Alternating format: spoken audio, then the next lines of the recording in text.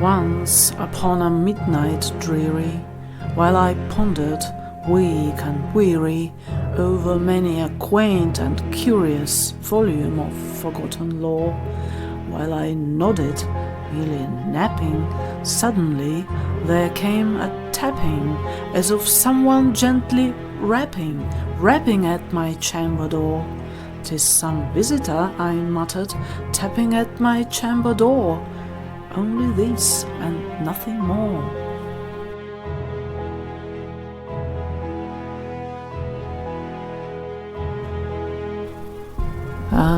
Distinctly I remember, it was in the bleak December, and each separate dying ember wrote its ghost upon the floor. Eagerly I wished the morrow, vainly I had sought to borrow from my books surcease of sorrow, sorrow for the lost Lenore, for the rare and radiant maiden whom the angels named Lenore, nameless here forevermore.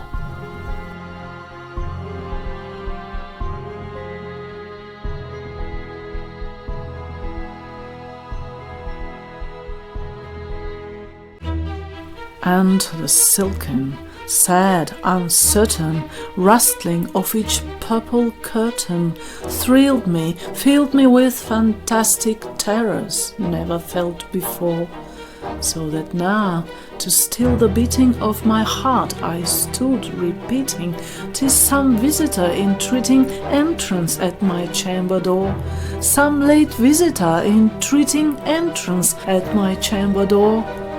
This it is, and nothing more."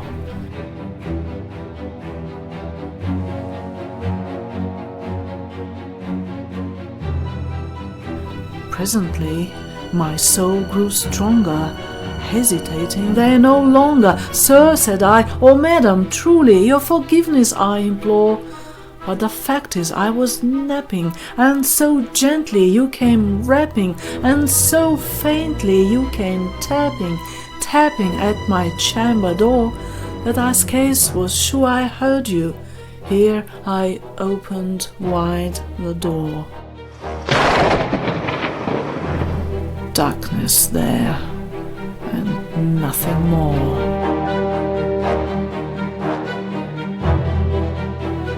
Deep into that darkness peering, long I stood there, wondering, fearing, doubting, dreaming dreams no mortal ever dared to dream before.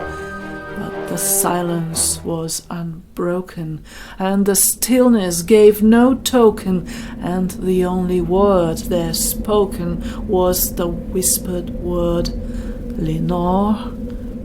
This I whispered, and an echo murmured back the word, "Lenore." Merely this, and nothing more. Back into the chamber turning, all my soul within me burning, soon again I heard a tapping, somewhat louder than before. "Surely," said I, "surely that is something in my window lattice. Let me see then what thereat is, and this mystery explore. Let my heart be still a moment, and this mystery explore. 'Tis the wind, and nothing more."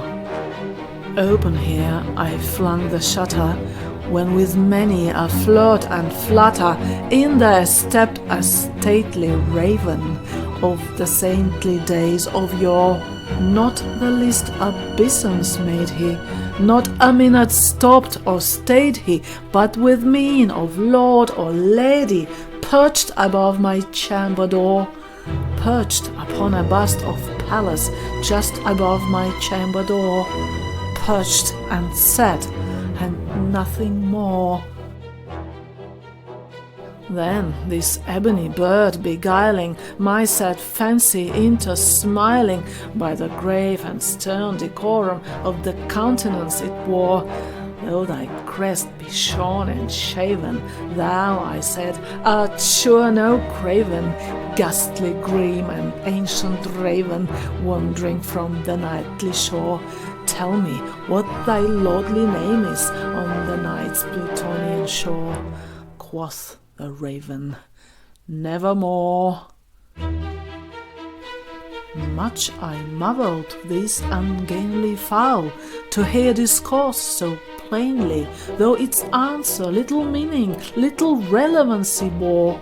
For we cannot help agreeing that no living human being ever yet was blessed with seeing bird above his chamber door, bird or beast upon the sculptured bust above his chamber door, with such name as nevermore.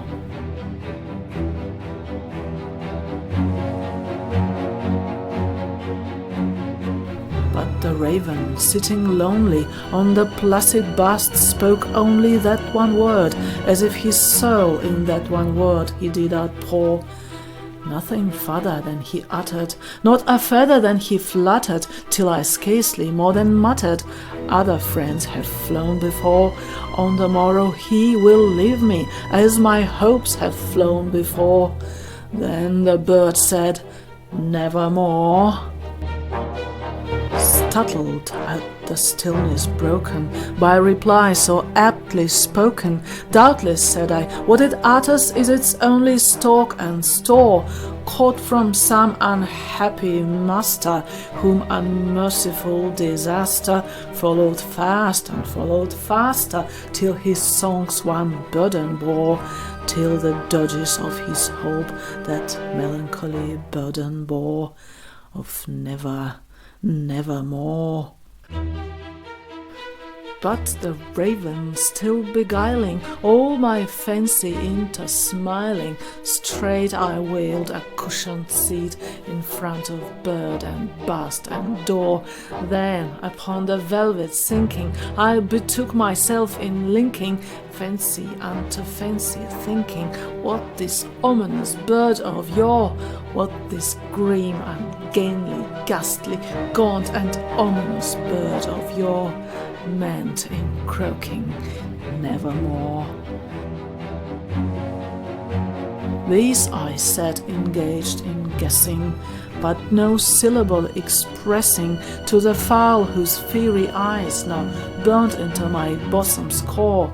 These and more I said divining, with my head at ease reclining on the cushion's velvet lining that the lamplight gloated o'er, but whose velvet violet lining with the lamplight gloating o'er she shall press, nevermore.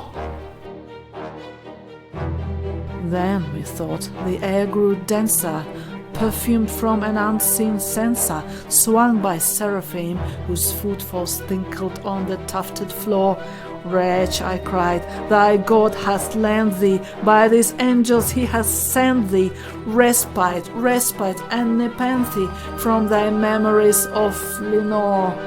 Quaff and quaff this kind nepenthe, and forget this lost Lenore. Quoth the raven, nevermore. Prophet, said I, thing of evil, prophet still if bird or devil, whether tempter sent or whether tempters tossed thee here ashore, desolate yet all undaunted, on this desert land enchanted, on this home by horror haunted, tell me truly, I implore, is there balm in Gilead? Tell me, I implore. Quoth the raven, nevermore. Prophet, said I, thing of evil, prophet still if bird or devil, by that heaven that bends above us, by that God we both adore. Tell this soul with sorrow laden, if within the distant Aidenn it shall clasp a sainted maiden, whom the angels named Lenore, clasp a rare and radiant maiden, whom the angels named Lenore. Quoth the raven, nevermore. Be that word our sign of parting, bird or fiend, I shrieked upstarting. Get thee back into the tempest and the night's Plutonian shore. Leave no black plume as a token of that lie thy soul hath spoken. Leave my loneliness unbroken. Quit the bust above my door. Take thy beak from out my heart, and take thy foam from off my door. Quoth the raven, nevermore. And the raven, never flitting, still is sitting on the pallid bust of Pallas, just above my chamber door, and his eyes have all the seeming of a demon's that is dreaming, and the lamplight o'er him streaming throws his shadow on the floor, and my soul from out that shadow that lies floating on the floor shall be lifted nevermore.